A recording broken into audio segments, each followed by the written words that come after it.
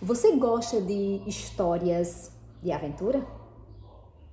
Já notou que nessas narrativas prevalecem as ações praticadas pelos personagens?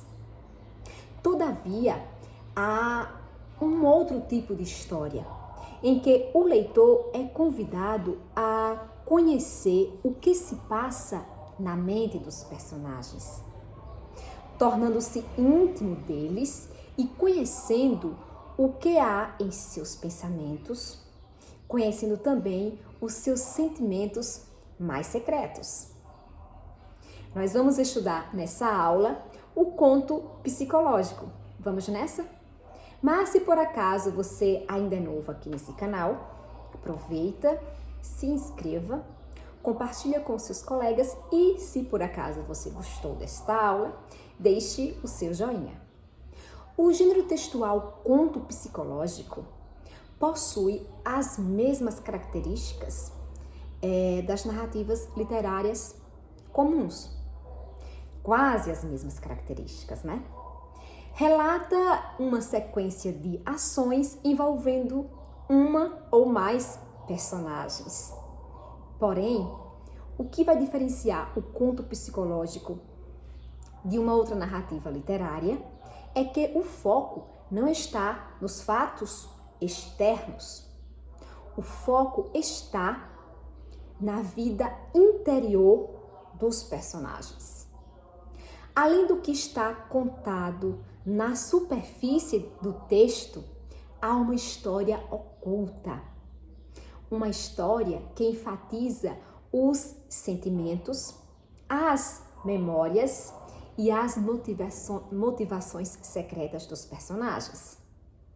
A expressão no conto psicológico é mais subjetiva, pois dá espaço para as interpretações particulares e íntimas do mundo do personagem e para a maneira pessoal como ele vive as suas experiências. Agora, nós vamos conhecer o conto Medo, do autor João Anzanello Carrascosa. Vamos nessa? Medo. Era só um garoto, com pai, mãe e irmão. Mas quando deu os primeiros passos, apoiando-se nos móveis da casa, sentiu-se só no mundo. Precisava dos outros para ir além de si e tinha medo, nem muito nem pouco, do seu tamanho, como o uniforme escolar que vestia. No futuro seria um homem, o medo iria se encolher, ou ele, já grande, não se ajustaria mais à sua medida. Por ora, estava ali, naquela manhã fria, indo para a escola, o olhar em névoa, as mãos dentro do bolso da jaqueta. O que o salvara era a mochila presa às costas. O peso dos cadernos e dos livros o curvava, obrigando-o a erguer a cabeça, fazendo-o parecer até um pouco insolente. O que fazer com a sua condição? Apenas levá-la consigo. Andava às pressas, tentando se proteger do vento que na direção contrária enregelava seu rosto. Queria aprender urgentemente. Crescer o tornaria maior que o seu medo. E sem que soubesse a lição daquele dia, o esperava no sorriso de Diego, aluno mais velho, que ele nem conhecia ainda. Quase um homem, diriam os pais, a considerar a altura, a penugem do bigode, os braços rijos. Na ignorância das horas por vir, que desejava fossem, senão tranquilas, suportáveis. O menino passou pelo portão em meio aos outros colegas, vindos também ali para mover a roda da fortuna, antes de serem moídos por ela, e seguiu pelo pátio até a sua sala. A professora, mulher miúda, de fala doce, o perturbava. Já nas primeiras aulas, percebeu que ela não era só voz leve e olhar compreensivo. A sua paciência, como diz, vivia se quebrando. Por que ela agia daquela maneira? Não sabia. O menino com seu medo o tempo todo. Na hora da chamada, erguia a mão e abaixava furtivamente a cabeça, como se a sua presença fosse um insulto. Se a professora fazia uma pergunta, antes de respondê-la, escutava a risada de um colega, o sussurro de outro, e então pressentia que iria falhar, o que de fato acontecia. Ele, paralisado, sem resposta alguma, sob o olhar da classe inteira, tropeçava no perigo que ele próprio, e não o mundo, deixava em seu caminho. Queria não ser daquele jeito, mas era. Às vezes entristecia-se até nas horas de alegria, quando jogava futebol com o irmão e perdia. Ou quando no parque de diversões se negava a ir na montanha-russa, no chapéu mexicano. Era tudo o que sonhava, experimentar aqueles abismos, mas não conseguia. Vai, filho, a mãe o incentivava. Eu vou com você, o pai prometia. Fitava o irmão que subia no brinquedo, acenava lá de cima, gritava e se divertia, enquanto ele se segurava firme no seu medo, inteiramente fiel. Se vivia inquieto na sala de aula, pela certeza de se ver de repente numa situação que o intimidaria, às vezes se esquecia de seu desconforto, encantado com o universo que a professora lhe abria, as letras do alfabeto, os desenhos na lousa, um trecho de música que ela cantava, uma graça que fazia. E aí ele ria com sinceridade, e subitamente se reencontrava, menino, menino. No intervalo, aquela calma provisória, quando o pátio se inundava de alunos. Na multidão, ninguém o notava. Nada tinha a recear, era a sua hora macia. E assim foi até aquela manhã. Pegava seu sanduíche quando percebeu que um garoto, o maior de todos, se acercava. Espantou-se ao dar a primeira mordida no pão e vê o outro à sua frente, tão desproporcional se comparado aos demais alunos. O corpo comprido, a voz firme. Eu sou o Diego. E sorrindo. Você é do primeiro ano, não é? Ele confirmou com a cabeça para não responder de boca cheia. E logo que o outro disse, eu nunca te vi aqui. O menino sentiu que estava diante de um desafio, como se no quarto escuro o dedo do interruptor pronto para acender a luz. Diego observava com mais fome nos olhos do que na boca. Seguiu o movimento de suas mandíbulas, à espera da merecida mordida. Tá bom o sanduíche? Perguntou, e o menino respondeu. Tá, e quis saber, você já comeu o seu? O que só serviu para largar a vantagem de Diego. Não, nunca trago lanche, eu sou pobre. O menino perguntou, quer um pedaço? Pensando que o outro se contentaria com a oferta. Nem supunha que o gesto o conduziria mais depressa a seu destino. Era uma entrega superior à que ele imaginava. Diego mirou satisfeito e apanhou o pão com voracidade. Sentou-se no chão e se pôs a comer, em silêncio, um silêncio faminto, que pedia o olhar do mundo, tanto que o menino, ao seu lado, degustou a cena, orgulhoso por lhe saciar a fome. Se antes era frágil, casca de ovo, agora ele se sentia forte. Descobria uma grande vida dentro de si, porque antes que continuassem a conversa, ele sabia, fizeram um amigo. E Diego, que conhecia melhor essa cartilha, levantou-se e disse agradecido, se alguém mexer com você, me avise. Com a amizade de Diego e a sua força a favorecê-lo, ninguém o afrontaria. Imaginava ter um futuro, mas também podia ser um erro. Como adivinhar? Estava lá para aprender, e aprendeu rápido a lição que Diego lhe deu na semana seguinte. Ao dizer, minha mãe está doente, precisa de remédio e a gente não tem dinheiro. O menino, para mostrar que era bom aprendiz, superou a culpa e entregou ao outro, dias depois, umas cédulas que pegara às escondidas da bolsa da mãe. E então começou um tempo em que o perigo era a estabilidade de que Diego lhe garantia. Os dois ficavam juntos no intervalo e quase sempre encontravam-se no fim da aula, no portão da escola. O amigo o acompanhava até a casa, cumprindo a sua parte no pacto, e recebia em troca o que lhe faltava, o sanduíche, o estojo de lápis colorido, os pacotes de figurinhas. Diego sorria e olhava para ele, em silêncio, no momento da paga,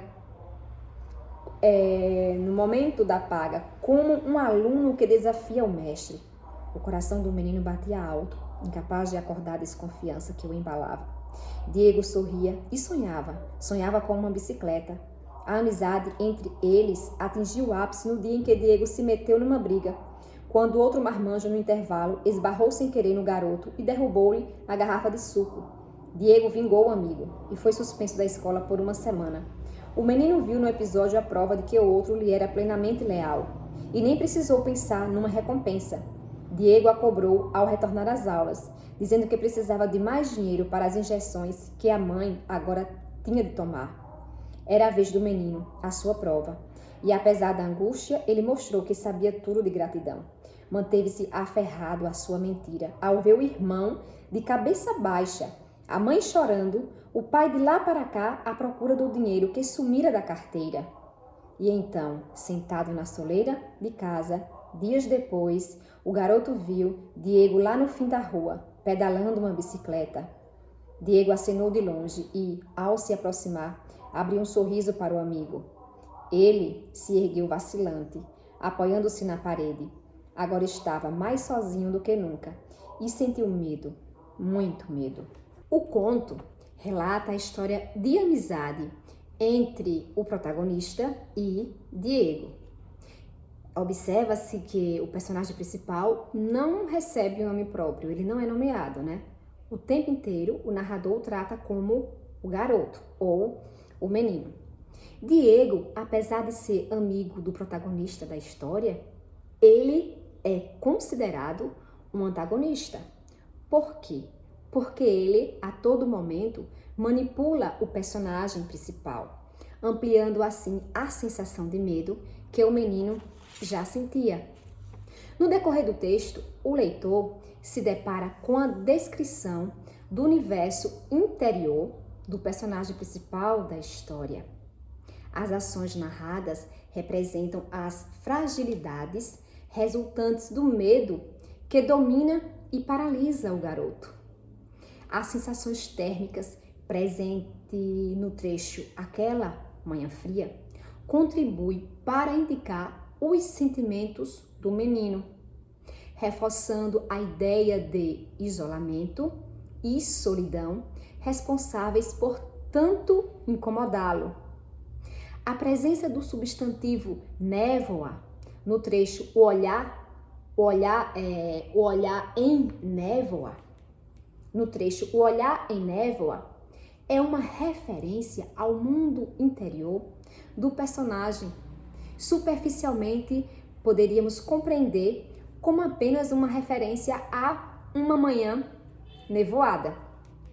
Porém, fazendo uma leitura mais cuidadosa, fazendo uma análise, observando melhor, percebe-se que essa névoa está associada ao olhar do menino e expressa a forma desligada e apática como ele se relaciona com o mundo. É, portanto, uma referência ao mundo interior do personagem. No texto, predomina uma maneira subjetiva de ver o mundo, como, por exemplo, nos trechos A sua paciência como giz vive se quebrando.